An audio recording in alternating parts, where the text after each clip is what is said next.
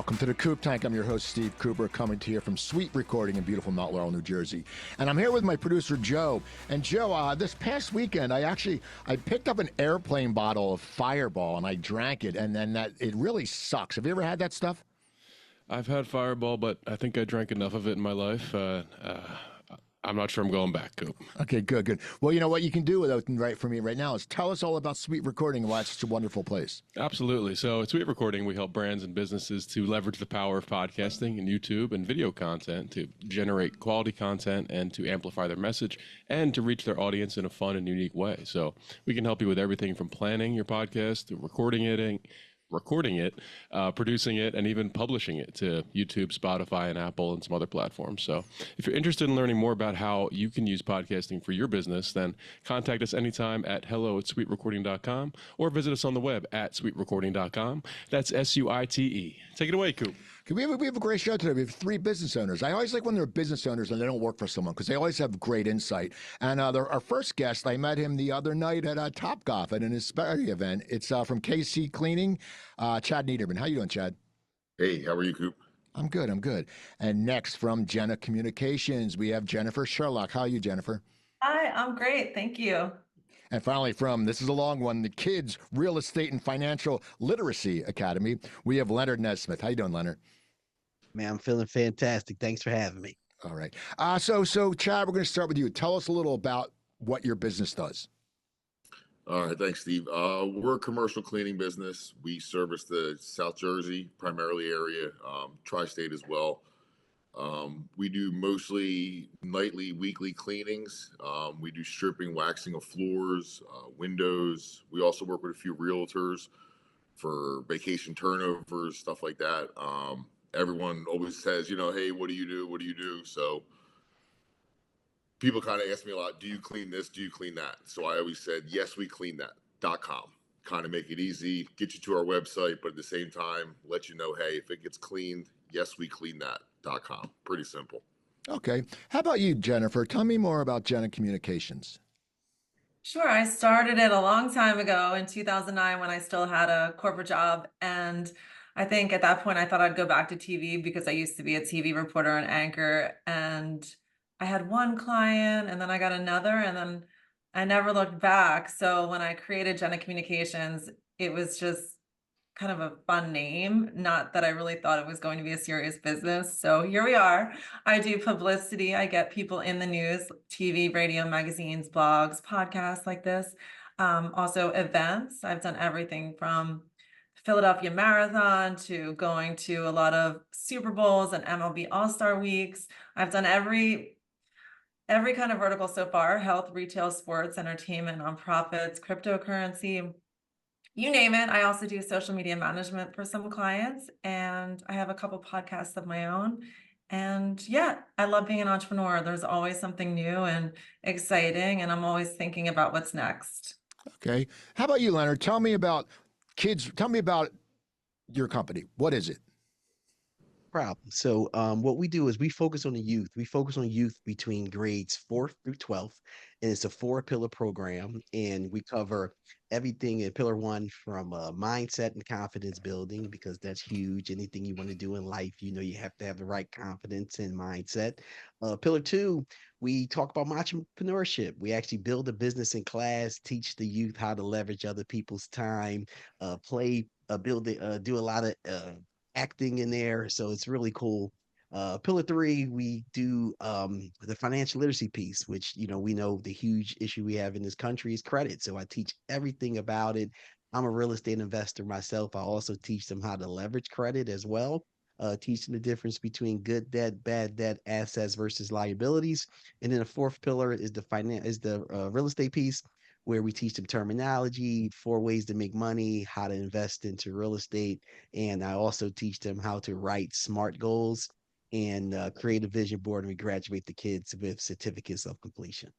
All right. Now everyone has a story, and, we all get to where we've been. And my story's crazy. I've lived in LA. I've lived in San Diego. I grew up in Cherry Hill. I've been all over.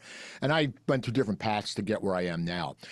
Leonard, how did you get to where you are with your company? What brought you to that? It's a good question. It's probably a very long story, but I'll give you the short version. All right. Well, I was sitting here where you see me right now thinking, how can I take what I know and start to teach it to my kid? He was 11 years old at the time. And and anyone out there, who have children, that your kid do not think that you're cool, right? They think that you're uncool. But all my kid friends think that I'm really cool. So I said, man, what can I do? So I wrote a question, right? I have a vision board in front of me. You can't see it. I wrote a question to the Lord. I said, Lord, should I teach the kids real estate? And I put it on my vision board. And I swear, 2 months later, my son and I ride into the bank and I have a bunch of money orders and I'm asking him to add them up so I can run in the bank really quickly and, get out there so we can do our thing. And I took a picture of him doing it and I put it on social media. I said, hey, get your kids involved with your business any way, shape, or form. Look, I have my kid sitting here adding money orders up for me.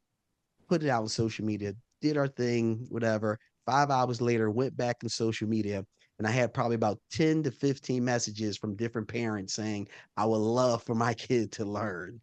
And that's how the kids' real estate and financial literacy was birthed. That's awesome. Now, you, Jen, you said you were in TV and you're corporate and you left. What made you decide to leave? And then, really, what made you decide to go on your own? Yeah, well, I never envisioned it was possible. Like that wasn't a dream. My dream was to be on TV as a reporter and anchor. And then I interviewed this one guy in New York City, and then he brought me into the office just out of curiosity. I think they reached out to me on LinkedIn, and I said, ideally, I would love to do like business development, events, travel, TV, a bunch of things. And he was like, well, you can do that here. We're the innovation team. It was Advana Bank Corporation. They're not around. They went bankrupt in the recession, 2008, 2009. And that's where I learned to do everything. We would travel the country, put on events. I was really good at getting him on camera and getting him on national news in New York City. And then also just in these different cities around the country, where we would give a little bit of seed money to entrepreneurs starting businesses. And I think that just ignited something in me. I started joining a lot of startup groups in Philadelphia, Philly startup leaders, going to a lot of meetups. And I just really immersed myself in the entrepreneurship world. And it gave me the confidence. I did have 1 or 2 clients before I was laid off. That one check gave me the confidence. But I think that one job really helped me realize like there's so much out there, and I loved like how entrepreneurs have financial freedom and can create their own schedule and can kind of build what they want. I love people like you who build something and live without a net. That's what my podcast is called, because I think it's so interesting when people really, delve into their passions and are building their own business. A lot of people don't have the grit that we all have to do it ourselves. I mean, it's great for us, right? If we didn't have those people, there wouldn't be us. But I just love the business mindset and how we can all learn from each other and the energy that we create being around each other and the ideas that circulate. But anyway, long story short, I just never went back. I did do some TV stuff as I built my business on Comcast Sportsnet, and then I did a show with Brian Prop, and there were things I did, but ideally, like I love the high that I get when I get clients on TV. So I'm on the other side now, but I like it. All right, that's great. Now, how about you? I know you've been very interesting, and we talked the other night, Chad. Tell me about how you ended up opening your business. So, like what I was saying earlier, when I was growing up, I was always kind of just chasing the money, wherever job I could find. And my kids joke with me now about how I've worked everywhere, because I was always telling them I was hungry. Whoever paid me more, that's where I went. That's where I went. And then I was doing construction, and the guy I was working for told me that this was our last project. It was about the same time, about 2008, 2009, and no one was building, no one was putting any money into the economy. And he told me he was going out of business. I didn't believe him. A month later, he went out of business. So I searched around. Children's Hospital of Philadelphia called me to be a janitor, and I was like, I don't want to work in a hospital cleaning toilets and all. And then just it wasn't for me. So at the time, I had 2 kids. They were like 4 and 5 at the time, and they called me 30 days later and they offered me the same job again. At that point, I hadn't found anything. So I was like, I'll take anything. And then I went to go in there, and it sounds crazy when I say it, but they taught me how to clean professionally. which we all clean our homes, we all clean our bathrooms, but there is a difference between professional cleaning and the way we clean our own home. So they taught me how to do it, how to keep it sanitary, cross-contamination, different chemicals, safe chemicals, that when you walk into a room, it doesn't smell like Lysol. It smells fresh as opposed to it smells like a chemical. So I learned a lot at Children's Hospital of Philadelphia. And with just being a parent, being around those sick kids, it was a tough environment, to say the least. And they highly recommend we don't speak or interact with patients. But as a father at the time, it was really hard to see sick kids and not just, hey, how are you? You know, and just, it's not who I am. So it was hard. It was hard for me to be there, to be honest, seeing kids that sick that often. And to, my cousin of mine was selling franchises at the time. I saw him at Christmas and he's like, hey, you should buy a franchise. Great part-time job. You're already cleaning anyway. And I was like, you know, I don't want to be a franchisee owner. So a week went by and he called me again. He said, hey, he said, if you started your own business, just your own LLC, and got your own insurance, I could kind of feed some accounts to you because we need them cleaned anyway. So it was kind of an easy entrance. And I was already cleaning at night at the hospital. So I took him up on it. I, you know, invested a few dollars in myself, got some insurance, got some supplies, which our overhead's pretty low. So it was pretty easy to start financially. And then just kind of print some business cards on Vistaprint, started handing them out. 12 and a half years later, here we are. And it's crazy. Now I have teenagers who, my own teenagers are working for me. They're all on the payroll and they're like, you know, running around. It's just crazy how it evolved. It went from a necessity to the ability to give back. And I think I've always been a person who likes to give, you know. So to be able to offer people who are in need of employment, whether it's part-time, full-time, that's one of my favorite parts of it, is that we do help out a lot of people. I mean, you know, we do well ourselves, but a lot of people can create a lot of extra income with our business, which is nice. Okay, that's good. Now, you know, it's funny. You all love, you can tell you all love your jobs. Okay, and you do, and you're good at it. But if I was to sit to you, if I needed PR, if I needed to bring a kid to your academy or cleaning, we'll start with you, Jennifer. Why am I going to pick you? What makes you special? There's a lot of PR people, but what makes Jenna Communications so good? Yeah, so I think my background in TV helps. I know how to tell a story and create pitches. I can tell you or anyone what is newsworthy and what's not, and if it's not newsworthy, how to make it newsworthy. So I think my background being a journalist helps that. I know how to write headlines and write a certain way and what will work and what would get their attention based on current news of the day, current timelines. Like right now, for example, with a RNC and all this stuff going on with both parties. I mean, it's a great time if you have any clients in politics, obviously, to pitch, for example, like how whichever president will affect your wallet more. Like, for example, if you had a wealth manager as a client, like it's a great time to pitch producers something to that effect, because that's what the news cycle is talking about.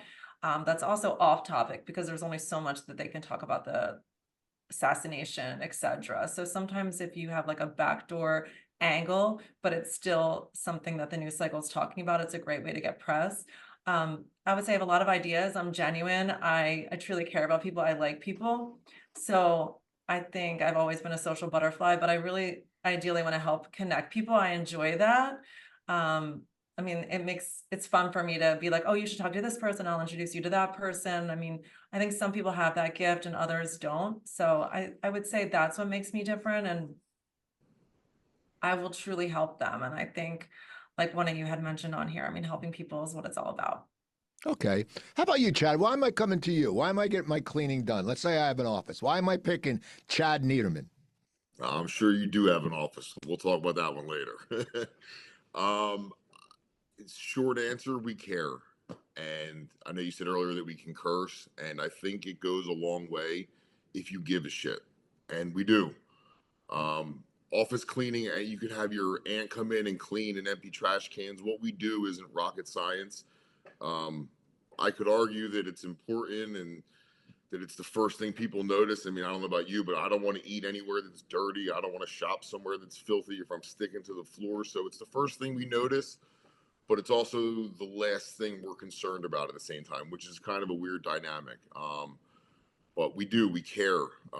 When we do check on our accounts, a lot of our employees are close knit, whether it's family or friends of family. So they know that it's not going to a Walmart or a Target, you know, it's going to us. We're the ones who are affected by it. So keeping it close knit, medium size, I think helps us out a lot. Being able to get in contact with me at any point is big, as opposed to just contacting a sales rep or a representative. But like I said, we care. And when it comes to cleaning, like, you have to, because it's very easy to just go in, empty some trash cans and run out. But when you care about the facility you're maintaining, and you know you've been there for 7, 8, 10, 12 years, you want to have another 7, 8, 10, 12 years. So just, you know, care a little bit goes a long way, and people appreciate it. Okay. How about you, Leonard? I want to say the same thing Chad just said. You know, a start off saying that is showing that I care. And when you're dealing with youth, it can clearly see if you care or not. And one of the things that I have to say, I have a connectability when it comes with the youth, because I'm gonna tell you a quick story. It happened maybe about 3 weeks ago. I was in the settings where there was maybe 150 kids, and there was a few different youth companies there. And some of the kids there just were bothered, didn't want to be there. And I just saw how some of the staff there just was interacting with the kids and not able to, you know, turn their disposition into a positive one.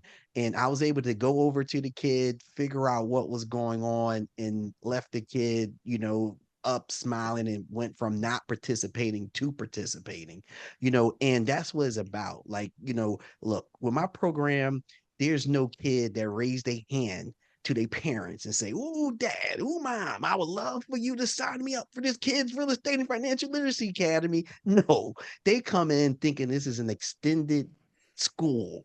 And they come in, I like to say, disgruntled, right? And it's my job to sit there and show them that, hey, we're going to have education slash fun. And quickly it changes due to some secret sauce that, you know, I have and what I do.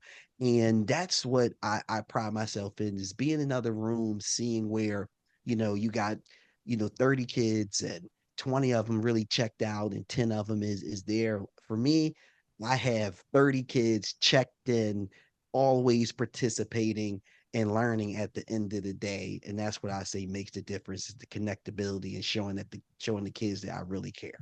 Okay.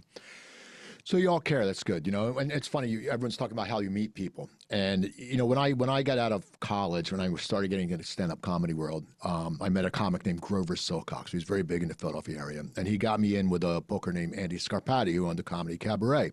And through him, I got 35 weeks of work. Okay, I was a no name, but he thought I was funny. I'd met him at a few gigs. He brought me along as an opener. So he's very important to me in my life. And I think we all have people who have been important. We're going to start with you, Chad. Who's someone who's played an important role in your life when you look back? And you know, you may not think about it a lot, but it's someone who's made a difference. Who would you say, Chad? Give me one person. Um, One person, I mean, my father comes to mind. It's one of those relationships that, you know, you have your highs and your lows. I think that what made me who I am, I guess, or like what really inspired me the most, was honestly was having my first daughter, and then my second son. Having kids is what really pushed me. I would say the early parts of my years, I was, you know, working hard and doing what I had to do to get by. But then once I had kids and I had real responsibilities and people who depended on me, then it really mattered, and I took it a little more serious.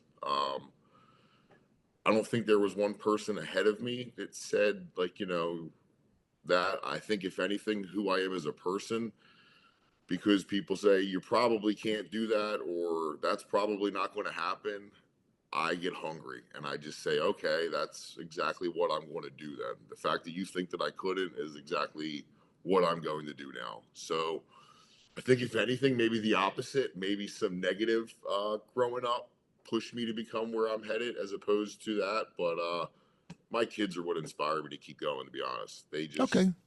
push me. All right. How about you, Leonard? Who's someone in your life that's played a big role? I met a lot of fantastic people in my life, and I thank God for that. But I go back to my roots, kind of like Chad again. You know, I my mother had 10 children, right? And I'm the 10th kid. And we grew up in North Philly, 3 bedroom, 1 bathroom home and row home in a rough neighborhood. And I have to say, I give credit now, not then when I was younger, but now as I think about it, to my older siblings as well as my mother for keeping me out of trouble. And I hate to say this, but for making all the mistakes so I can see it and I can learn from them and not walk the same path. So I'm going to give credit to my siblings and my mother, for being there and showing me the things that I needed to see and the things that I needed to do to become, who I am today. Father, a husband, a grandfather, also just to add to that, and I just give credit to them because when I sit back and really think about my life, I met a lot of fantastic people who poured into me, and I don't want to discredit them at all. But my siblings and my mother was really the ones that set this foundation for me. Everyone's so positive. I will get to you in a second, Jen. But I think I should do a segment like who's an asshole in your life, Yeah, right. and you sit there and you go, oh, this guy. So Jennifer, who's someone who is important, who's played an important role in your life? There are so many. I don't think I could have started my business with just one because there were so many angels along the way. People that come to mind would be Mark Niederman, who you've had on yesterday, I think, or I saw it on his Yeah. LinkedIn. He's helped me a lot. Peter Cordova, I don't know if you know him. He's my old accountant and still helps me. He's local in the area. I did my business plan years ago at the Wharton SBDC. So there were two Johns. I'm still friends with John Ondick, John McAdam. I could go on and on. But again, I would say my dad is number one because he was an entrepreneur when I was young. And I remember being in the car with him and him telling me that entrepreneurship is the true way where the sky's the limit. And I remember being like, oh, but it really is. So I think never forget that car ride because when I was in college, I remember people being like, oh, I want to be like Donald Trump. And I remember being like, I didn't really know what entrepreneurship was. I just thought he was the only entrepreneur. I remember thinking about this last night while the RNC was on, and I didn't know. I was at Villanova, I graduated 2001, but now all of these schools and universities have entrepreneurship as courses and as majors. So it's funny because I never really understood it back then, and then I became an entrepreneur and I love entrepreneurship. But I would definitely say my dad, if it wasn't for him seeing that you can create your own wealth and your own life and lifestyle and vision, I don't think I ever would have had my own LLC. It was actually with him in 2007 when I created my own LLC in Philadelphia, and became a woman-owned business. And I still had jobs then, but definitely if it wasn't for him, I would not have created Jenna Communications. But like I said, there were many angels and I still have them now because as you're your own boss, you do need mentors and you do need help because there are still things that come across your desk that you've never dealt with before. Okay. So here's a question. We're going to start with you, Leonard. Just two-parter. Right now in your life, okay, we're not going to talk when you're younger because it's changed for me what success is, okay? And I want you to know what's your definition of success and then what's your definition of happiness because I think they're different. I mean, I'm miserable half the time. That's just me. I've always been. I'm an artist type, man. That's why I was out drinking all the time in LA because I just wasn't happy with myself. Now I'm happy. I have a wonderful wife. I'm doing what I want. But what is success to you? And then followed with what is happiness? Because there's a lot of successful people who aren't happy. So what is it to you? What's success and what's happiness? Yeah, that's a great question. I'm happy that you're asking that because, unfortunately, society, is telling us that success is you gotta have this boatload of money, right? You gotta reach the echelons of whatever that job is, that position, if that's president, CEO, CFO. And I say the definition of success is achieving your personal goals. You have to sit here and realize what you want for yourself, right? Out of life in all fashions of it. And if you are sitting here, I like to call it living a designed life, right? Then you are writing your goals down, you're going out achieving them. Then to me, that's the definition to success. Because if your goal is to sit here and have a happy marriage, to be a great husband or a great wife, to be an awesome father or awesome mother, to be a great brother or sister, or to have spiritual beliefs, or whatever those goals are, or hey, to go create a company that's going to change someone else's life. If you happen to do those things and accomplish those goals, then to me, you are very, very, very successful. And you should be happy because you put a pen to something and you said that I achieved it. And when you achieve something, that ultimately brings happiness to your life. Okay. How about you, Jen? So I love success. I love listening to success podcasts when I walk my dog every day, like Ed Milet, Lewis Howes, The School of Greatness. So I just love the mindset and I love people that have truly made it happen. But what So is I success to you? say success is creating your own thing. Like I really think something that you're passionate about, which for some people could just be painting, or it could be knitting, or it could be writing poetry. I just think if everyone pursues their passion, that's happiness. So for me, I am living my passion, but there's so much more I want to do. So I really think it comes down to your passion to be successful. I don't think it's related to a bank account either at all. I mean, if you get it, great, but I think we all know that money doesn't equal happiness, or I hope we know. Some people don't get that memo, but I know that that wouldn't make me happy. Like I'd have to be building something or growing or helping people, but I think truly everyone knows inside that money isn't happiness. Although, like I said, I'm sure I wouldn't mind a larger house and things like that, like if I'm being honest, but I truly don't think that money equals happiness. I just think success is building something, giving, growing, giving back, helping. And I think people can see that within one another. That being said, I wouldn't mind growing. There's other companies I want to start. There's all these ideas I have, but at the end of the day, I really don't I think if you're passionate and really diving in, that the bank account will just grow naturally because people will be attracted to the energy that you're bringing to the table. That's just me, but I really think that everyone knows that money doesn't equal happiness. You got to find it from within. Okay. How about you, Chad? I feel like I'm going to be Trump in the first debate where it was like, let me go back real quick, but I got to shout out my mom, because when you asked that question about who inspired me and who whatever, my mom's had my back since day one. And to not bring her up would do a disservice to myself, to her. So my she's always had my back. She's helped me along the way. As far as the success and happiness goes, I think success is a word. It's more of like a projection you would use on others. I'm not worried about my own success. I think that my kids will use that word about me, whether I was successful or not, or people around me will say whether I was successful or not.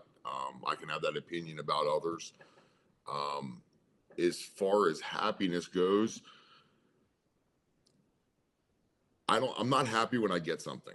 I mean, then momentarily I am. I've noticed I'm the happiest when I'm pursuing something, when I'm on the way to it, when I have it locked in my head and I know where I'm going and I'm on the road and I'm just head down.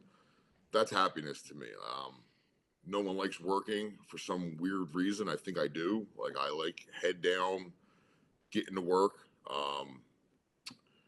So I think without the pursuit, not the pursuit of happiness, I'm not pursuing happiness, but I think the pursuit itself is happiness. Because when you get something and you work toward it, once you get something, that shiny new object, I've had it and I've held it and it's awesome for a day or two. And then the third day or an hour later, I'm like, what's next? So I feel like that's what makes me happy, is chasing the next pursuit. Okay. So we live in an age where, we all go out and network, and we live in an age where there's a lot of people you meet at events who are just full of shit. Okay. They'll never sit there and say, oh, I'm having a bad day, and we all have bad days. I remember, I have stories. I remember auditioning for something and you find out you didn't get it and you get like that curl on your lip because you're disappointed and your friends like, is something wrong? And you got that like, yeah. So we all have bad days, and I think people need to admit that. But Jennifer, if you have a bad day, how do you snap out of it? Because it can really devastate you sometimes. And it's, you don't think about it. And it can be something trivial. Even like me, if I get in a stupid argument with my wife, I'm having a bad day. I got to snap out of it. How do you snap out of having a bad day?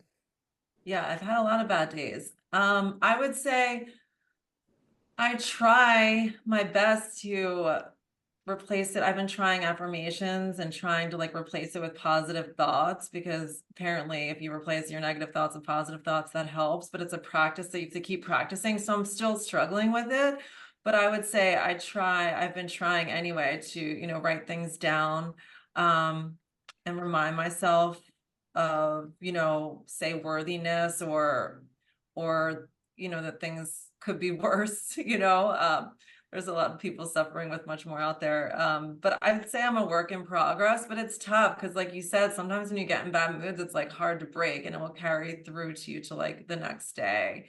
I guess we just have to remember that we have to like ride the ups and downs of life, and if we're down, we'll be up, you know, and I think that's what it is. But I'm still working on it, like literally with affirmations. I've also been listening a lot where the words you speak to yourself mean something, and I'm very self-critical of myself, but I think like I have this one friend that wakes up every day and she's like, oh, I love my eyelashes, I love my shoulders, I love it. And I'm like, you really say that to yourself? She's like, absolutely. So I think if more people were like that, I definitely don't do that in the morning, and I keep saying, okay, I'm going to try. Instead, like I will look at my flaws, you know. So it's like I think we need to all talk nicer to ourselves, and maybe that changes things. I mean, apparently there's a lot of scientific studies on it, so I think it's just a practice. All right. I always wake up and I say, I'm bald. I have a lazy eye, but I have a really beautiful wife. So I go, I can't be that bad. Uh, That's Chad, great. how do you snap out of it?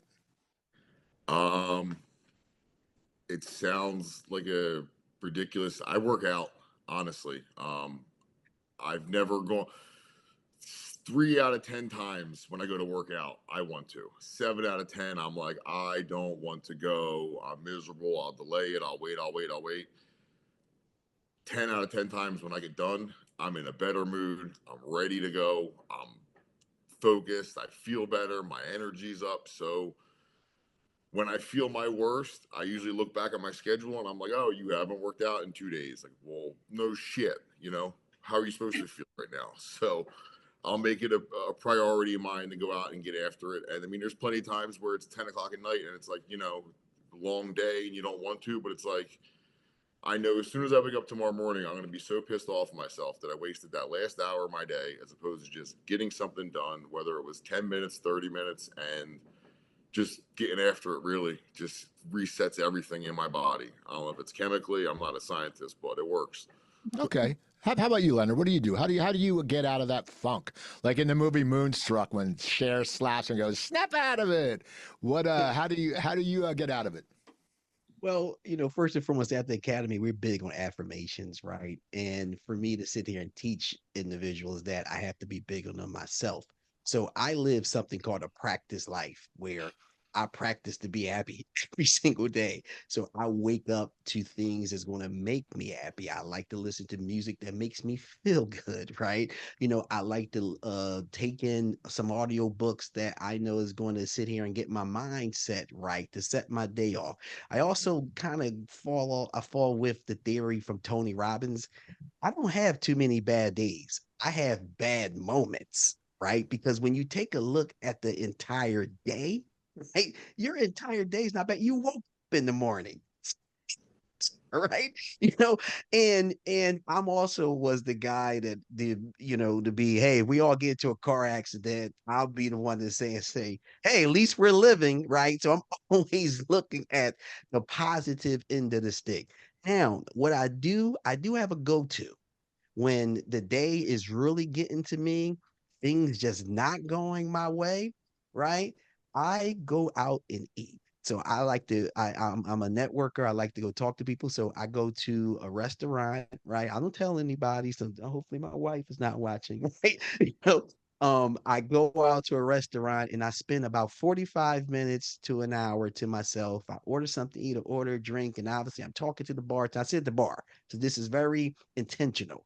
Sit at the bar. I talk to the bartender. I talk to the people around me, and every single time I have done that, okay, I have came out, you know, back to where I need to be, feeling good, feeling great. And I go get something good. I go get a steak, right? Go get, a nice a beverage, and that always that 45 minutes of time gets me right back when I have those days where things are just not working the way it needs to be. And I do it really not for me. I do it for my family because I don't think it's fair for me to take negative energy from another place and then bring it home. So I try to eliminate that so I can be there for my kid because he want to play football, he want to play soccer. My wife, nothing against women, but you love it. I got to be there to sit there and talk and be there for them. So those are just some of the things I do to knock out those bad days per se. Okay. So you guys are all very positive. And here's something in the last year or two, and it can be professional or it can be personal. What is something that you look back and makes you really proud? I mean, there's things, I started this show 2 years ago, a little over 2 years. And I have another podcast. I've done over 1,000 episodes, and I've interviewed 60 members of the Rock and Roll Hall of Fame, Oscar winners, Emmy winners, stuff like that. But I'm proud that I switched the format to this to the three people because I think it helps a lot of people. So that's an accomplishment I've had that's made me proud in the last 2 years. What is it, Chad? What is something that's made you personal or professional that you're very proud of? Something you accomplished in the last 2 years? Uh, I struggle with that. I feel like I'm in therapy right now. I struggle with feeling proud of myself for my accomplishments, I guess, but at the same time, selfishly, my oldest, my daughter, she turned 17 in April, and she works really hard. She has good grades. She's the captain of her field hockey team. She's awesome. She's my ace. She was turning 17 in April, and it was back and forth with a car and this and that. I'm looking at used cars and I'm doing finances and I'm adding and I'm subtracting and this and that. And I ended up buying her a brand new car, 2024 little Kia Forte, but it has the safety features and the Apple CarPlay and the backup camera. And when I was searching for $5,000, $6,000, $7,000 cars, and then I went out and got that, I remember that moment of like, I've bought myself nice things, and it feels cool. But like I said, in those moments, they're fleeting. After 6 hours, the new car is no longer new. After you get a tank of gas, it's no longer new. But with her car, every time I look out at it and I feel proud of myself, I guess, that I worked so hard for them, and to be able to give something that I think she's earned, I'm proud of that. I'm scared to death that my middle is turning 17 next July. So I got less than 11 more, a little over 11 months to save. So wish me luck, but I'm feeling very proud next year too. Okay, good. How about you, Jennifer? What's something that makes you proud? An I saw, accomplishment. yeah, I saw this on Instagram a week ago, like write a badass list when you're feeling down of like everything you've accomplished. Then afterwards you can look at it and be like, wow, that's me. So I did that last week, actually. I would say definitely starting my podcast. I was a co-author on a book, 2021. So that was really exciting. And I would just say, sticking the grind out with what I do through all the ups and downs. And there are more things I want to accomplish. But when I look back on what I have accomplished by myself, buying a house by myself, I can go on and on. But I would say it was good to see because it's not stuff that we think about to like pat ourselves on the back. But I just did this practice last week. So I remember writing things like that down. And yeah, I would say those are the main things, just consistently actions that show that I can keep accomplishing things. Okay. How about you, Leonard? What's something in the last year or two that's made you proud? Well, I'm gonna take it back a little further than a year or two, if you don't mind, because it was a transformation for me in the way I thought about things from being selfish to not being selfish. So I worked for a company for 22 years, and I made it up to being the vice president of operations there. I had a staff up at 200 people, but through that journey, right, I realized that we were hiring individuals who were basically broke, maybe even poor, right? And they used to come to work and they used to park their cars so far in the back because they didn't want anybody to see their vehicles, right? And by me being in management, I was able to help these individuals get put into positions to make more money, better their lives, go out, move out of their parents' homes and get their own apartments, and then go and get a better car. So now when they ride past you, they beat the horn at you and kind of wave their hand versus that. And at that moment, I knew that I was here to help people, and by helping people, I knew that it will automatically elevate me.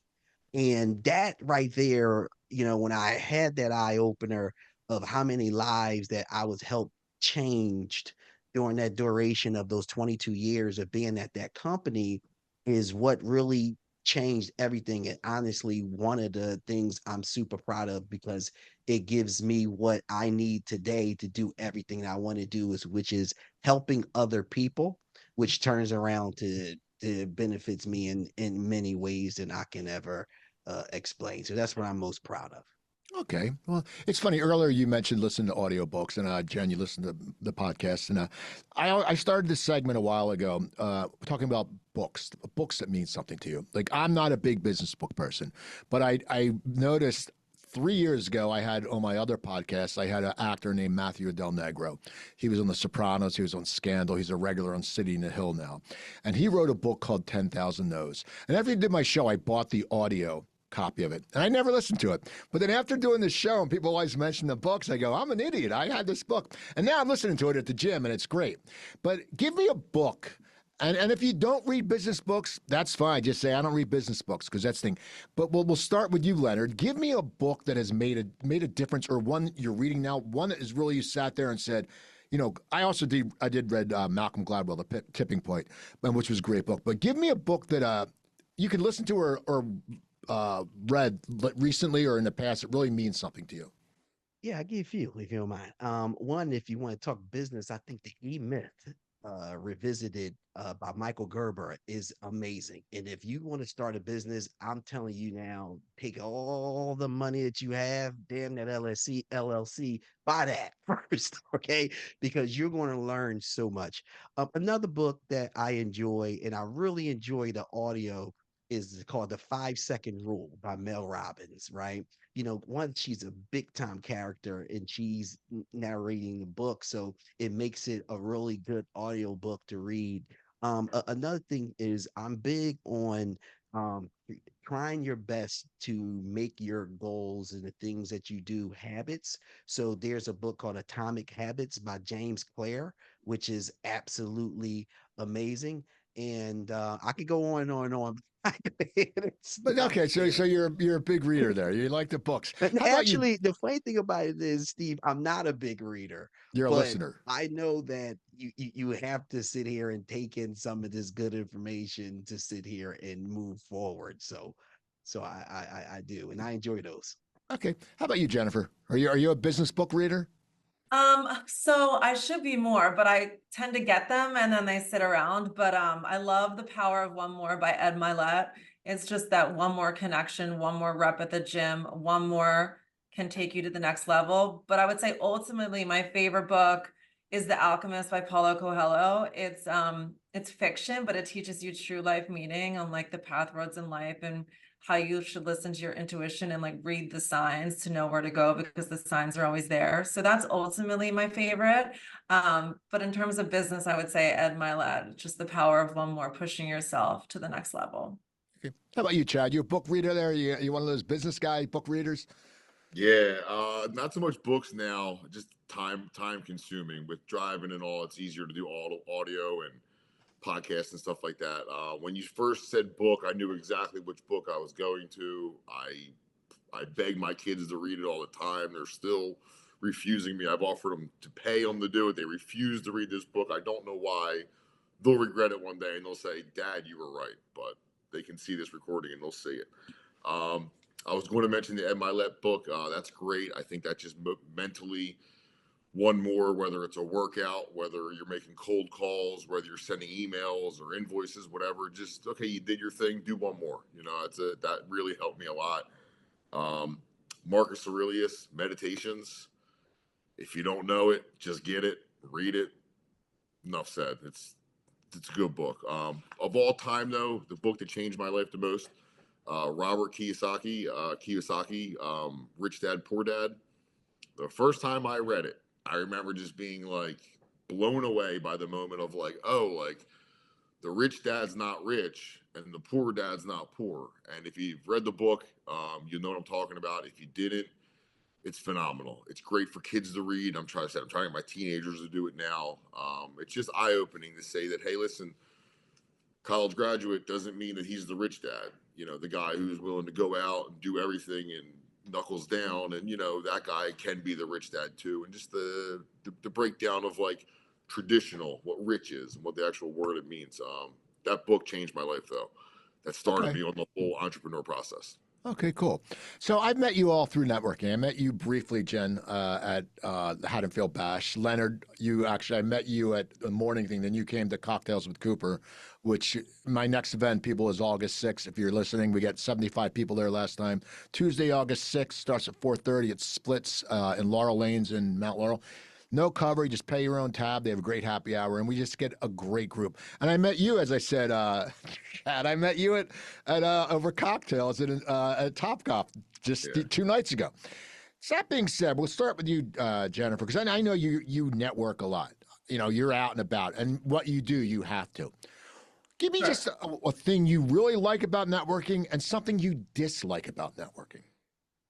So I love networking. I was in Wildwood last weekend and I met this guy who I just saw yesterday. I met him and his wife, and he's a big builder in South Jersey. And I just brought up like a new business concept and he was on board with it because he has multiple companies. So I would say I love just like genuine connections and coming up with ideas. And then sometimes cringe, I would say having fake conversations with people you don't want to talk to, if I'm being honest, because I just don't like fake conversations. So when you have to do that, maybe with people that, I don't know, I don't even know how to explain it. You just know that, I guess your body knows, right? You're either like energized by people or drained by people. So I would say it's when you're with someone talking to you that's training you as opposed to lifting you up. So that sometimes can be cringe because I'm one of those people that can be too nice and will be stuck with them for like an hour. So I dislike that. You know, I try to get better at like moving along. But other than that, I love it more than the cringe moments. But I would say sometimes just getting in those draining conversations that don't really, you feel like you're not really gaining anything. It's more of an energy thing, I think. I think we all know what that's like. Well, it's funny when you mention that. I don't know if any of you watched the show What We Do in the Shadows. It's a sitcom on FX. It's great. It's got nominated for an Emmy. But there's a vampire on it who's a energy vampire, and he just drains people energy. Like, you know, he sits there and will go into a room, and you'll just see people like exactly what you said, Jennifer. He starts, and then they tell you like, oh yeah, when I was 6, my dog ran away, and you're going, oh my God, like, okay, I gotta go. And that's why sometimes with Zoom it sucked because you couldn't get off. You're in a breakout room, but this way you can go. So if I ever see you guys at an event and I go, oh, I got a phone call. You're draining my energy. Chad, you're newer to networking. So what's something you like and what's something you dislike? All right, yeah. So I started about 18 months ago with the U40 group. It's awesome, great group of guys. There's a lot to like about it. I'm a firm believer in one of my audiobooks. I'm sure I've heard along the ways of like, you are who you surround yourself with, the 5 people you surround yourself with. So love my friends to death, love my high school boys to death, but we're all in the same boat. We're all at the same level. I think we all kind of are trying to go our own ways and level up a little bit. Just surrounding myself with people. As far as what I don't like about it, and I guess it's the whole point of it, is that like when I look at networking, like, hey, what's your name? Get to know you. Do we vibe? Do we have an energy? And I know those words are, you know, ridiculous, but like, you know, do we connect at all? And then if we do, it's like, there's a million people who do marketing. There's a million people who clean offices. There's a million people who do real estate. Do you and I get along? Like, do I trust you? Like, that's to me I notice the best out of networking comes 6 months after I've met somebody, not in the first 6 minutes. Like, if you're selling me your credit card machine within 6 minutes or 60 seconds, we're probably not going to do business together. Like, we might, and it might end up falling that way. But I'm more of a, what's your name? Let's get to know you. Hey, I'll see you the next event. I see you the next event. Oh, okay, you're still doing this. Oh, now tell me what you do. Now that I know you as a person, now let me know what you do. How could I help you? I like you as a person. How can I help you? And then it's reciprocal. How can they help me? That's what I enjoy most about networking. What I hate is do you swipe credit cards? Like, no, like, we don't need credit card processing. I don't know. No knock on credit card processors. It just seems like I know they're what the you're talking about. aggressive Yeah, yeah. one. Some people oversell. How about you, Leonard? What's something you like and something you dislike? Networking is the most powerful thing in the world. I had the opportunity to meet a whole bunch of people from all over the world due to networking, and I think it's fantastic. I just like to talk to people, get to know you, and regardless if we do business with each other, I know that there's just sometimes might just be a kind word that you say during the time that I need to hear it. Hey, and I have that kind of all through the country with so many different people that I've networked with. So I think that's super important to surround yourself around it. Now, when it comes to something I don't like that individual who's dominating and overbearing, right? Who's, sit there and overpowering, always got something to say, laugh too darn loud over everybody, and you see someone there that might not be as outspoken and that individual just dominating the conversation and not allowing other people to get in. I really don't care for those individuals in those network settings. That really gets to me. Okay. Okay. This is a quick one. I want a quick answer from you guys before we wrap it up, and I have one more question after this. But as we talk about networking, who we like, who we don't like. If you're going to refer someone, okay, and we'll start with you, Jennifer.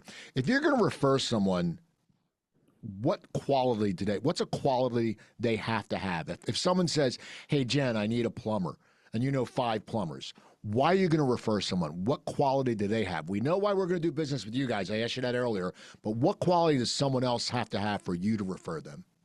I would say honesty and the actions that follow through with it. So they have proven actions behind their hard work, but also that they're honest, because I think that's hard to find. Okay. How about you, Chad? What's a quality someone has to have?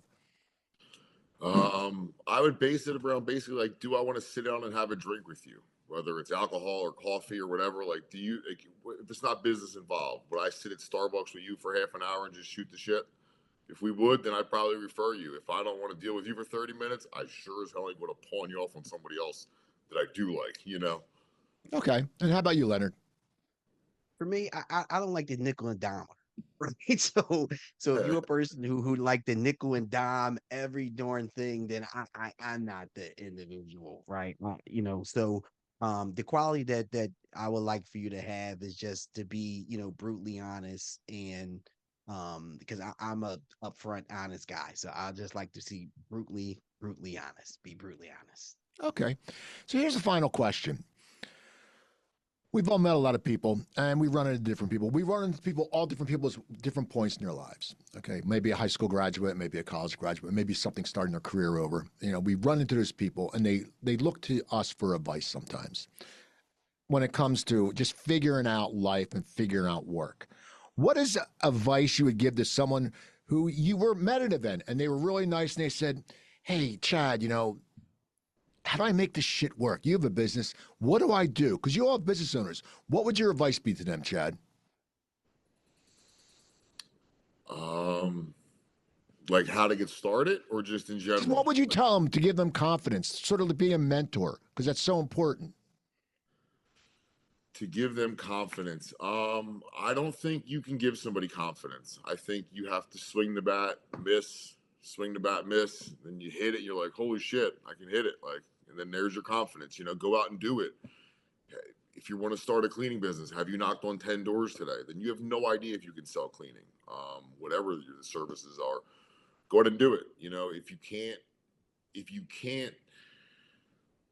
I don't know. It's hard to say. If you can't, I don't know. All right, that's no problem. Sorry. How about you, Jen? What advice would someone comes up because you're a woman-owned business. A young woman gets out of college, Villanova grad, you said, so it's your alumni. So you always look after your alumni. I do it with Stockton State people. I always look after them. What advice if they said, Jen, you're successful, you have this business. What do I do? What's your secret?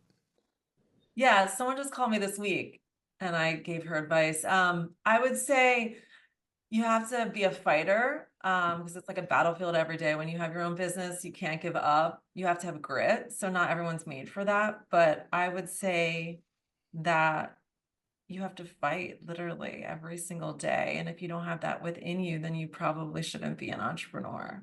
Just Okay. How about you, Leonard? What would you tell them? All right, well, the first question that I would ask them is one, what's your work ethic? Because you need to be honest with yourself. If you have a terrible work ethic, then I'm letting you know now, entrepreneurship is not for you. But if they say yes, I will sit here and say, hey, look, usually when you're starting, you got a job and you're starting your business on the side. I would say approach it like a second job. Tell all your friends, tell your parents, tell your family that, hey, I got a second job here. And that second job is in between 8 p.m. and 12 p.m., 5 days a week. And show up to that second job and treat that second job just like it is, right? Show up on time, have your KPIs, have your plans, have your goals, have what you need to do. And the biggest word that I can say is be consistent. That's why I say set up a second job. Monday through Friday, 8 to 12 p.m. is your second job. Go there, be consistent, and do that. All right. Well, this is great. Chad, how can people get in touch with you if they want to get to do business with you? Well, if you need anything cleaned, yeswecleanthat.com. Our number's on there. Our emails are on there. It's Chad_Niederman@yahoo.com. And we're always out networking, bouncing around. So you'll see us around. Okay. How about you, Jen? So on Instagram, Facebook, Jennifer Sherlock, also at Jenna Com on Instagram, Jenna Communications on Facebook, and my website is jennacommunications.com. And Leonard? Yeah, you can go to my website. You can go to kidsrealestateacademy.com, right? If you're looking to enroll your kid, or maybe you deal with some type of youth groups yourself, school districts, boys and girls clubs, we look to partner up with them. We actually bring our academy to you. Or if you want to just follow me on LinkedIn, just look me up, Leonard Nesmith. Or if you want to follow me on Facebook and Instagram, look me up, Lenny the Boss. That's LENNYTHEBOSS, Lenny the Boss, and you'll find me there. Okay, and people, you can go to YouTube, look at the past shows, search the Coop Tank. There's a bunch on there. You see some great advice from these business owners. You can like it, you can share it, you can subscribe to it. You can go to my other website, coopertalk.net. That's my celebrity podcast interviews. You find over I have 1,017 episodes up on that. Also, starting in September, you can email me, the Coop Tank at yahoo.com. Starting in September, I'm starting a class. It's for people who don't like public speaking. They get anxiety in rooms. It's a stand-up class. My background is stand-up comedy. It's called Cooper's Comedy Class. And what we'll do is it's a 4-week class. You go through it. At the end, you'll actually be performing in front of your friends and family. So that's it. And don't forget, check out SuiteRecording. Joe Gangemi is the best in the business. That's why I come back here every week. Go to see them at hello@suiterecording.com. I'm Steve Cooper. Have a great week.